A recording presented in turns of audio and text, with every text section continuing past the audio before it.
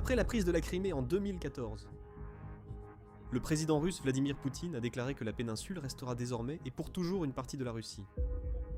12 ans plus tard, cependant, et cette promesse paraît de plus en plus impossible à tenir pour Poutine, alors que les attaques ukrainiennes de drones et de missiles à longue portée contre la région s'intensifient, coupant ses routes d'approvisionnement et plongeant la péninsule dans une crise inédite.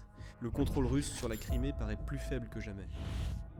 Poutine a peut-être officiellement renoncé à garder la région, et les actes de son peuple le prouvent. Pour les historiens, ces événements ne seront pas une surprise. De grandes puissances mondiales ont revendiqué le contrôle de la Crimée au fil des siècles, mais aucune n'a jamais pu la conserver à perpétuité.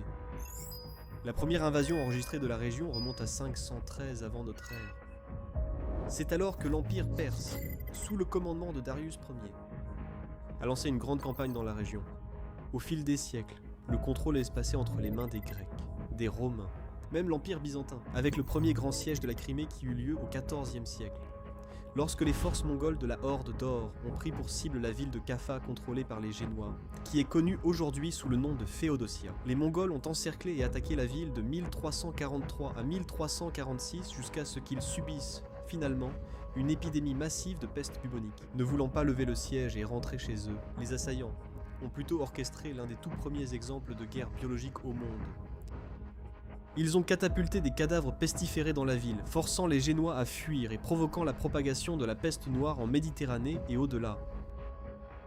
Au cours des siècles qui ont suivi, la Crimée a connu de nombreux autres sièges, invasions et des tentatives désespérées mais finalement vaines. Il y eut par exemple le légendaire siège de Sébastopol qui eut lieu pendant la guerre de Crimée et dura presque un an, de octobre 1854 à septembre 1855.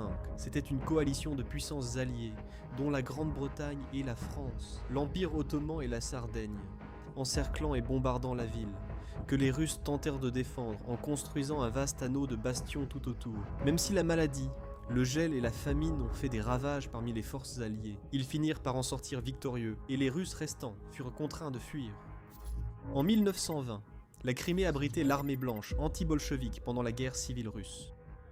Les débris de cette force ont tenté de tenir l'isthme de Perekop, une étroite bande de terre reliant la péninsule au continent, contre l'avancée de l'armée rouge. Ils ont réussi à gagner assez de temps pour qu'environ 150 000 soldats et civils puissent s'échapper par la mer vers Istanbul. Mais ils ont finalement cédé sous le poids écrasant de la force adverse. La Seconde Guerre mondiale nous a donné un autre exemple de la façon dont, loin d'être une sorte de forteresse imprenable, la Crimée est en fait l'un des endroits les plus difficiles au monde à conserver. En 1941, alors que les forces de l'Axe coupaient les routes terrestres menant à la péninsule de Crimée, les soldats soviétiques se sont repliés sur la ville portuaire de Sébastopol. Les Allemands ont fait plusieurs tentatives infructueuses pour capturer la ville durant les derniers mois de l'année, avant de finalement réunir une force importante et de bombarder Sébastopol avec de puissants canons ferroviaires et des raids de la Luftwaffe. En juillet 1942, les lignes défensives soviétiques s'étaient pratiquement effondrées, avec des dizaines de milliers de soldats soit tués, soit capturés, et l'Axe a pris le contrôle de la Crimée. À peine 2 ans plus tard, en 1944, les soviétiques reprirent le contrôle, en copiant la stratégie des nazis. Ils commencèrent par isoler l'armée allemande par voie terrestre, avant de concentrer un feu nourri sur Sébastopol même. Bien que les détails varient, nombre de ces exemples illustrent les défis liés à la possession de la Crimée. Et ces défis se résument finalement à une chose simple. Quelque chose que même les nations les plus puissantes et riches ne peuvent vraiment contrôler. La géographie. La géographie unique de la Crimée est à la fois sa force et sa faiblesse. Elle est naturellement protégée par de vastes étendues d'eau à l'est, à l'ouest et au sud par exemple. Mais cela signifie aussi que l'accès par voie terrestre est extrêmement limité. Pendant des millénaires, la Crimée n'était accessible par voie terrestre que par le nord, en passant par les régions du sud de l'Ukraine. Et même si la péninsule est riche en certaines ressources, elle n'est pas autosuffisante. Toute puissance cherchant à la contrôler a dû trouver des moyens d'apporter nourriture, carburant, eau et autres fournitures dans la région. C'est la clé, les lignes d'approvisionnement. Souvent dans l'histoire, les envahisseurs ont visé à couper ces lignes pour empêcher leurs ennemis de contrôler la Crimée. Quand la nourriture et le carburant n'arrivent plus, ce n'est qu'une question de temps avant que l'occupant doive se rendre ou se retirer. Nous avons vu exactement ce même scénario se répéter encore et encore et encore. L'isolement de la péninsule a précédé la défaite de ses défenseurs. Peu importait la hauteur des murs de leur forteresse, combien de fortifications ils installaient, de tranchées creusées ou de bunkers construisés, ou comment il repoussait efficacement les envahisseurs trop proches. Il finirait toujours par céder à la fin s'il venait à manquer de ressources. Ces leçons historiques restent valables aujourd'hui. Après avoir revendiqué le contrôle de la Crimée, Poutine pensait que le plus dur était derrière lui. En réalité, ce n'était que le début. Prendre la péninsule n'a jamais vraiment été si difficile. La vraie difficulté, c'est de la garder. Dans une certaine mesure, Poutine semblait comprendre cela. Les événements historiques ont probablement influencé sa décision d'ordonner la construction du pont du détroit de Kertch. Par exemple, cet exploit d'ingénierie de 19 km, coûtant près de 4 milliards de dollars, reliait la pointe orientale de la Crimée au continent russe, ouvrant ainsi un nouveau passage vers la péninsule lorsqu'il a ordonné l'invasion à grande échelle de l'Ukraine en 2022. Sur le champ de bataille, l'information, c'est le pouvoir, mais une bataille reste invisible. Chaque jour, des courtiers en données collectent, regroupent et vendent vos données personnelles sans votre connaissance ni votre consentement. Notre sponsor du jour, Inconi, vous aide à effacer ces données de centaines de bases de données en seulement quelques clics. Vos données personnelles et familiales, comme adresse et téléphone, pourraient être en ligne sans que vous le sachiez. Cela peut entraîner des appels indésirables, des arnaques et des vols d'identité. C'est dangereux pour vous et votre famille. C'est pourquoi j'utilise Inconi. Inconi trouve automatiquement où vos informations personnelles sont exposées et envoie des demandes de suppression en votre nom. Ils ne peuvent pas vous nuire s'ils ne peuvent pas vous trouver. Et avec le forfait illimité, vous pouvez aller encore plus loin. Collez simplement le lien d'un site exposant vos données, et les experts en confidentialité d'Inconi prendront en charge les suppressions personnalisées. Commencer ne prend que quelques minutes, et après une autorisation unique, Inconi s'occupe du plus gros du travail pour vous. Reprenez le contrôle de votre vie privée dès aujourd'hui. Utilisez notre code spécial pour obtenir 60% de réduction sur n'importe quel abonnement annuel Inconi. Scannez le code QR ou cliquez sur le lien ci-dessous et commencez à supprimer vos informations personnelles du web. Vous savez déjà que l'information, c'est le pouvoir. Utilisez maintenant ce pouvoir pour vous protéger et reprendre le contrôle de votre vie privée avec Inconi. C'est aussi focalisé sur les régions essentielles pour contrôler totalement le corridor terrestre reliant la Russie à la Crimée, à savoir Donetsk, Zaporijia et Kherson. La logique était évidente. Si Poutine contrôlait les territoires autour de la Crimée, il n'y aurait aucun moyen pour un ennemi, que ce soit l'Ukraine ou même l'OTAN, de couper les lignes d'approvisionnement et d'isoler la région. Au moins, c'est ce qu'il semblait. Puis l'Ukraine a trouvé une nouvelle stratégie, une stratégie qui lui a permis de couper les liens de la Crimée sans même avoir besoin de contrôler des territoires comme Kherson ou Zaporijia. Une stratégie qui s'est manifestée sous la forme de la campagne Middle Strike, qui a commencé début avril 2026. Cela implique que les forces ukrainiennes utilisent des drones kamikazes pour cibler les routes et nœuds logistiques russes servant à approvisionner la Crimée. Depuis le début de la campagne, nous avons assisté à un nombre croissant de frappes sur la logistique militaire du Kremlin à travers les régions occupées de l'Ukraine, en se concentrant sur l'autoroute de Novorossiya, reliant la frontière internationale à la Crimée et servant d'artère principale depuis des années. La Russie l'utilise pour transporter troupes, matériel, nourriture, carburant et autres vers la péninsule. Cette même autoroute a depuis été surnommée l'autoroute de la mort par les soldats russes et les blogueurs militaires en raison de l'intensité et de l'efficacité des frappes de drones ukrainiens qui ont laissé des camions en flammes et des convois entiers en ruine. L'Ukraine s'est aussi attachée à couper toutes les autres liaisons vers la péninsule, frappant à plusieurs reprises et menaçant le pont de Kertch, tout en détruisant aussi les ferries ferroviaires russes et les navires de la soi-disant flotte fantôme à destination de la Crimée. Plutôt que de lancer un coûteux assaut terrestre risquant d'affaiblir l'Ukraine sur d'autres fronts et d'entraîner de lourdes pertes, Kiev a intelligemment utilisé son armée de drones en expansion pour compliquer le ravitaillement de la Crimée et l'envoi de renforts russes vers la péninsule. Cela peut ne pas sembler évident d'emblée, comme l'a récemment déclaré le général Ben Hodges, officier retraité de l'armée américaine, lors d'une interview sur le Global Gambit. Il s'agit en fait de tactiques classiques de siège. Hodges souligne que l'Ukraine s'engage à isoler la péninsule en s'attaquant à l'infrastructure de transport dont dépend la péninsule. En conséquence, l'ancien commandant général de l'armée américaine en Europe explique que de nombreuses personnes quittent la région. Il ne s'agit pas seulement de vacanciers mécontents et déçus, même certains responsables gouvernementaux, conscients que la Crimée devient un piège, tentent de partir. Et selon un responsable russe, Vladimir Poutine aurait déjà accepté d'avoir perdu le contrôle de la péninsule. Avant d'entrer dans le détail de ce qui a été dit, Vous regardez l'émission militaire. Si vous n'êtes pas abonné, abonnez-vous maintenant. Poutine n'a pas reconnu publiquement la crise en Crimée, tandis que le Kremlin utilise toujours ses tactiques de propagande pour minimiser la gravité de la situation. Un expert, l'économiste Igor Lipset, né à Moscou, pense que le président russe met déjà en œuvre un plan de retrait de la Crimée.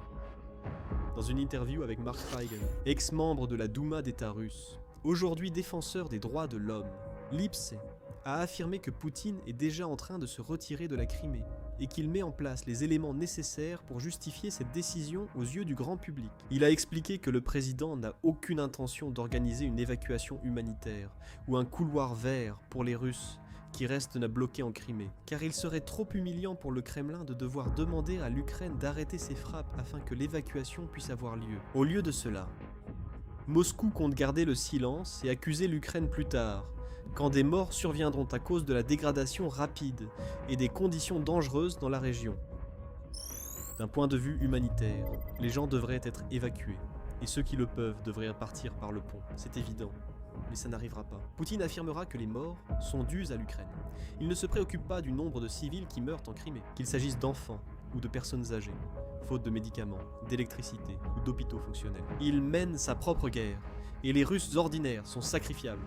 Lors de la même interview, Lipsitz a également comparé la situation en Crimée à un siège, en déclarant « Des pénuries d'eau et une électricité instable surviennent après les frappes ukrainiennes sur les infrastructures énergétiques. À part le pont de Crimée, les communications sont largement coupées. Le flux de voitures quittant la Crimée bat des records. Les Russes comprennent soudain qu'ils doivent partir sur le champ. C'est à la fois alarmant et absurde, et cela montre un très faible niveau de prise de conscience en Russie. En effet, jusqu'au début de l'été 2026, la majorité du public russe pensait la Crimée parfaitement sûre. Nombreux sont ceux qui y ont réservé des vacances pour l'été, pour profiter des stations balnéaires, spas et plages de la péninsule, tandis que des centaines de milliers de Russes se seraient installés définitivement en Crimée depuis l'annexion illégale de 2014. Beaucoup ont pris ces décisions selon ce que Poutine leur a dit. Il a dit que la Crimée était et resterait russe pour toujours. Il disait que c'était un lieu sûr, qui avait regagné son port d'attache et incité les Russes à visiter la péninsule et à y acheter des maisons, à y créer des entreprises, etc. Les gens l'ont cru et se sont précipités en masse vers la Crimée. Cependant, maintenant, ils se rendent compte de leur erreur, mais pour beaucoup, il est déjà trop tard. Bien sûr, l'Ukraine ne vise pas directement les civils. Ce n'est pas comme la Russie. Elle ne bombarde pas intentionnellement les maisons des gens, ni ne fait exploser des hôpitaux, des églises ou des écoles. Cependant, en coupant les lignes d'approvisionnement vers la région, les forces de Kiev compliquent la vie dans cette région, pas seulement pour les soldats, mais aussi pour les civils. Un état d'urgence a été déclaré dans toute la région. Les habitants se sont en grande partie vus interdire l'achat de carburant, puisqu'il y en a tellement peu. De nombreux foyers et entreprises subissent aussi des coupures de courant et des pénuries d'eau récurrentes. En conséquence, de nombreux Russes, vivant ou passant leurs vacances en Crimée, cherchent à quitter la Crimée au plus vite, avec des files de voitures longues de 1,5 km en direction du pont du détroit de Kerch. De nombreuses personnes publient sur les réseaux sociaux pour exprimer leur peur et frustration, exhortant leurs concitoyens à partir ou à rester loin de la Crimée, et interpellant directement Poutine pour son inaction apparente. Encore une fois, des gens ordinaires souffrent à cause de l'arrogance de leur président. Poutine pourrait faire quelque chose à ce sujet. Il pourrait redéployer des troupes et des ressources pour faciliter l'évacuation de la Crimée. Il pourrait reconnaître ouvertement le problème et dire au peuple qu'il fait tout ce qui est en son pouvoir pour les aider. Il pourrait agir honorablement en créant un corridor humanitaire pour permettre à son peuple de fuir en sécurité. Mais il ne l'a pas fait, et il est peu probable qu'il le fasse. Au lieu de cela, il garde un silence sélectif, espérant que le reste de la Russie ne verra pas à quel point la Crimée est devenue un enfer, comptant sur ses tactiques familières de mensonges et de propagande pour dissimuler la crise. Cependant, comme l'a noté le docteur Oran Dragas, un expert serbe en sécurité et relations internationales, dans un article pour le Kyiv Post, la télévision peut répéter sans fin que la Crimée est russe. Mais elle ne peut ni stabiliser le réseau, ni remplir les réservoirs, garantir l'approvisionnement, réduire l'attente au pont ou convaincre les familles de rester là où elles ne se sentent plus en sécurité. Depuis 2014, le gouvernement russe a utilisé la Crimée comme symbole politique ultime. Cela a été le joyau de la couronne de Poutine. et l'annexion de ce qu'il appelle un porte-avions insubmersible a longtemps été ressentie comme son plus grand triomphe. Même lorsque l'invasion à grande échelle de l'Ukraine a commencé, le contrôle de la Crimée par la Russie n'a jamais semblé pouvoir être remis en question. Des villes comme Donetsk et Louhansk étaient qualifiées de zones de conflit et de champs de bataille, mais la Crimée restait calme, stable et apaisée. Un lieu de vacances pittoresque et symbole de la capacité de la Russie à prendre et garder un territoire. Peu importe comment cette prétendue opération militaire spéciale dans le Donbass s'est passée, Poutine imaginait sans doute des générations de Russes chantant son nom et célébrant son héritage après sa disparition, tout en profitant des plages de la mer Noire pendant des décennies. L'Ukraine a brisé ce rêve en 1000 morceaux. Ramenant Poutine sur terre avec sa remarquable campagne de frappes ciblées, tirant les leçons du passé, elle a suivi les traces de la coalition alliée de la guerre de Crimée, l'armée rouge de la guerre civile russe, et même les puissances de l'axe de la Seconde Guerre mondiale, isolant la péninsule, stoppant ses approvisionnements et rendant sa conservation presque impossible. Et peu importe que Poutine l'admette ou non, les faits sur le terrain parlent d'eux-mêmes. La logistique échoue, les ressources ne circulent pas, les gens paniquent. Et tous les signes suggèrent que la situation ne va pas s'améliorer de sitôt. En fait, il est probable que cela continue à empirer. L'Ukraine dispose des armes nécessaires pour poursuivre sa campagne et a déjà commencé à intensifier ses attaques, avec bien plus d'attaques enregistrées en juin qu'en mai par exemple. Elle a aussi détruit plusieurs navires de la flotte fantôme russe, que la Russie avait tenté d'utiliser pour ravitailler la Crimée par mer, et possède les moyens d'attaquer ou de détruire le pont du détroit de Kertch, si elle le souhaite. Pendant les premières années de la guerre, la péninsule n'était pas seulement un lieu sûr pour les vacances des Russes, mais aussi un important nœud logistique militaire. Une base méridionale à partir de laquelle les forces du Kremlin pouvaient lancer des attaques contre Kherson et Zaporizhia, ou tirer des missiles, et lancer des essaims de drones plus loin en Ukraine. Mais ce n'est plus le cas. Comme le déclare le Dr Dragas, l'Ukraine a transformé la Crimée d'une base arrière sûre en une zone constamment exposée. Et cela ne va pas s'arrêter. Il ne reste donc qu'une question simple. Que fera Poutine ensuite? Selon Lipsitz et d'autres, la pression pourrait devenir trop forte pour que le président russe la supporte. Draga pense qu'il pourrait tenter de fragmenter la crise en une série de petites excuses, en inventant des histoires de sabotage et de panne technique dans la région, en accusant l'administration locale de ne pas avoir respecté des normes de soins et de contrôle suffisantes, et finalement, l'Ukraine de cibler cruellement des citoyens russes innocents. C'est ainsi que Poutine opère. Il cherche des boucs émissaires, et rejette la faute aussi loin de lui que possible. Cela peut marcher avec une partie de la population russe, mais cela ne fonctionnera pas pour les centaines de milliers de personnes en Crimée, dont la vie empire chaque jour. Personnes confrontées à des coupures de courant et pénurie de carburant, les familles incapables d'allumer la lumière ou de se nourrir suffisamment, et les vacanciers à qui leur président a menti, réservant sans le savoir des voyages en zone de guerre. Comme le dit le Dr Dragas, la principale faiblesse du récit de Poutine sur la Crimée tient à la nature de la promesse. Il n'a pas simplement dit que la Crimée était temporairement occupée ou une zone militaire contestée, il a dit qu'elle était russe pour toujours. Maintenant, ces mots se sont retournés contre lui. Découvrez dans cette vidéo les nombreuses crises auxquelles fait face le président russe, qui examine comment l'économie de guerre de la Russie subit une pression sans précédent et approche rapidement du point d'effondrement total. Sinon, regardez cette vidéo pour une analyse détaillée de la façon dont un minuscule village ukrainien s'est avéré absolument impossible à capturer pour la Russie, représentant l'un des échecs les plus humiliants de toute l'histoire militaire du pays. Et enfin, n'oubliez pas de vous abonner à l'émission Militaire pour plus d'informations de dernière minute et d'analyses approfondies des dernières actualités sur la guerre entre la Russie et l'Ukraine, ainsi que sur d'autres conflits dans le monde entier.